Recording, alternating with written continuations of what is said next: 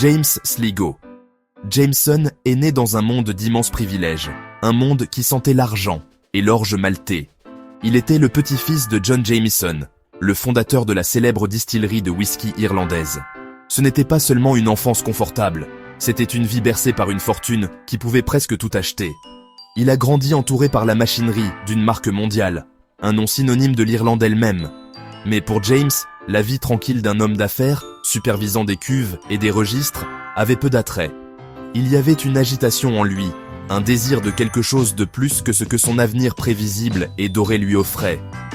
Il semblait désirer des expériences que l'argent seul ne pouvait acheter. Un contraste frappant avec la haute société confortable dans laquelle il était né. Ce désir ardent de l'imprévu et de l'indompté l'a rapidement éloigné des rues pavées de Dublin. Il ne se contentait pas de lire sur le monde, il voulait le toucher, en voir les coins les plus reculés de ses propres yeux. Sa jeunesse est devenue une série de grandes aventures, une liste des lieux les plus sauvages de la planète. Jameson a voyagé à Bornéo, une terre de jungle dense et de faune exotique, puis s'est aventuré dans les vastes paysages accidentés de l'Ouest américain. Ce n'était là pas des voyages touristiques, c'était des expéditions. C'était un naturaliste, un chasseur de gros gibier et un explorateur, animé par une fascination victorienne pour le catalogage et la conquête du monde naturel. Il a collecté des spécimens, dessiné des oiseaux exotiques et prouvé qu'il était bien plus qu'un riche héritier. Chaque voyage semblait alimenter son désir pour le suivant, le poussant toujours plus loin vers les limites de la carte connue. Le monde de la fin du 19e siècle était un monde où explorateur était un titre héroïque, un insigne d'honneur. Pour des hommes comme Jameson, l'Afrique, souvent appelée le continent noir, représentait le défi ultime, la dernière frontière pour un aventurier européen. C'était un lieu de mythe et de mystère, une toile sur laquelle les hommes pouvaient projeter leurs ambitions et tester leur courage face à l'inconnu. Sa richesse lui a donné les moyens, mais c'est cet esprit d'aventure profondément enraciné, un puissant mélange de curiosité et d'ambition qui a véritablement tracé sa route vers le cœur de l'Afrique. Sa réputation de voyageur chevronné et de soutien fiable d'expédition a grandi à chaque voyage. Il n'était pas seulement un passager, il était un participant actif, connu pour son sang-froid et son œil artistique pour le détail. Il documentait méticuleusement ses voyages, remplissant des journaux de notes et de dessins détaillés de la flore et de la faune qu'il rencontrait. Cette combinaison d'immenses richesses, d'une expérience avérée dans des environnements difficiles et d'un appétit insatiable pour l'exploration en a fait un candidat idéal pour l'expédition la plus ambitieuse et finalement la plus tristement célèbre de l'époque. C'était un homme à la recherche d'une grande scène, et une était sur le point de se présenter. L'occasion parfaite pour Jameson arriva en 1886. Une mission énorme qui faisait les gros titres était en train d'être organisée à Londres, l'expédition de secours d'Emin Pacha. Emin Pacha, un gouverneur européen, aurait été piégé au plus profond de l'Afrique équatoriale, coupé par une rébellion. Le public britannique était captivé par son sort, et une mission de sauvetage devint une cause nationale. L'homme choisi pour diriger cette audacieuse entreprise était Henry Morton Stanley, déjà une superstar de l'exploration célèbre pour avoir retrouvé David Livingstone. Stanley cherchait des officiers pour le rejoindre, des hommes qui étaient non seulement courageux, mais qui pouvaient aussi aider à financer l'entreprise incroyablement coûteuse. Jameson, avec ses poches profondes et son esprit aventureux, était un candidat parfait. Il s'est empressé de s'inscrire, contribuant une somme considérable de son propre argent à la cause. Pour Jameson, c'était plus qu'un simple voyage. C'était une chance de faire partie de l'histoire. Marcher aux côtés d'une figure comme Stanley, au cœur de l'Afrique, était l'aventure ultime. L'expédition a été présentée comme un effort noble et humanitaire, une mission pour sauver un Européen en détresse. Ce récit masquait les réalités beaucoup plus dures du colonialisme qui sous-tendaient toute l'entreprise. L'expédition était, à bien des égards, une extension du pouvoir européen, traçant un chemin à travers un continent qui était rapidement divisé et revendiqué par les empires étrangers.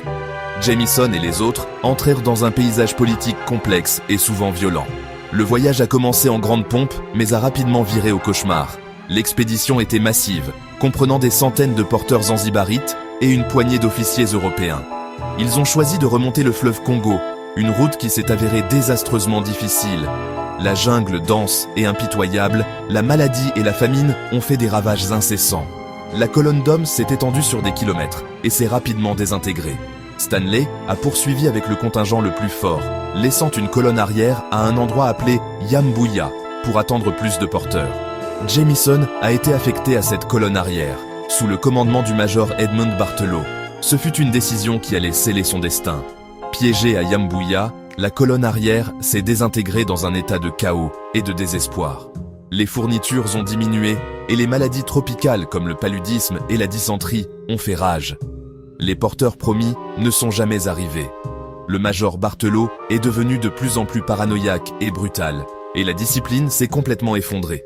Les hommes étaient affamés, malades et entourés d'un environnement hostile. C'est ici, dans ce creuset de désespoir et de décadence morale, que le voyage de Jamison a pris son tournant le plus sombre.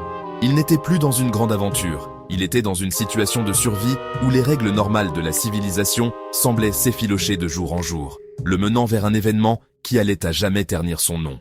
Frustré et inactif, Jamison décida de descendre le fleuve depuis le camp désespéré de Yambuya.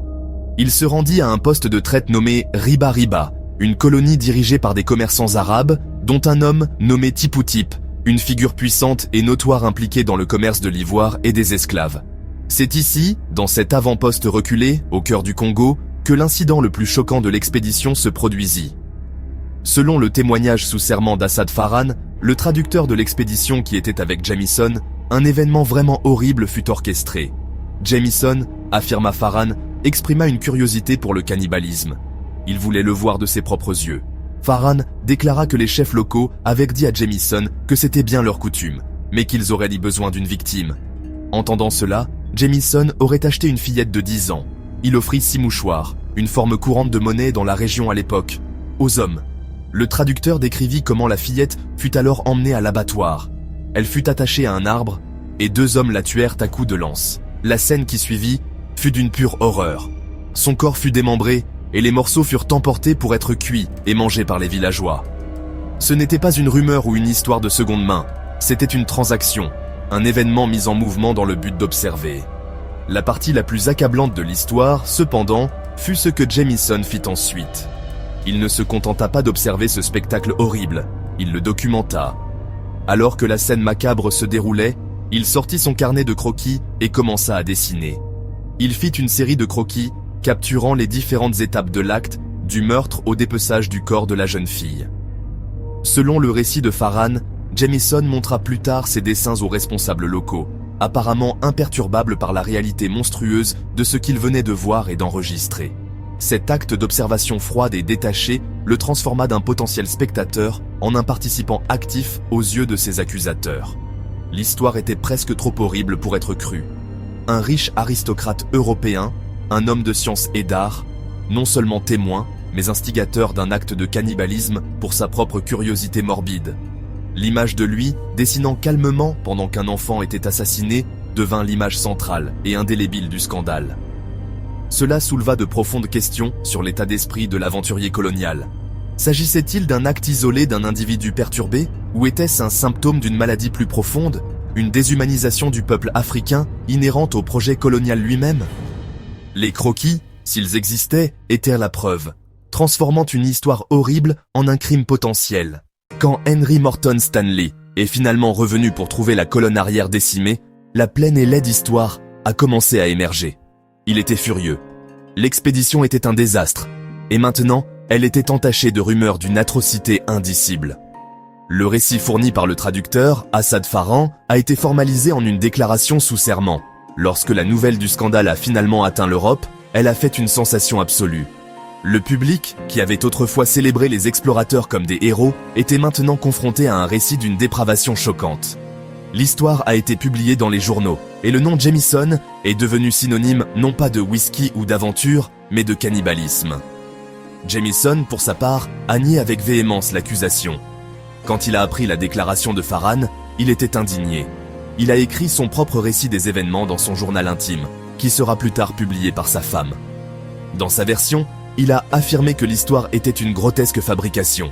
Il a admis avoir été présent et avoir été témoin du cannibalisme, mais il a insisté sur le fait qu'il était un spectateur involontaire et horrifié, et non l'instigateur.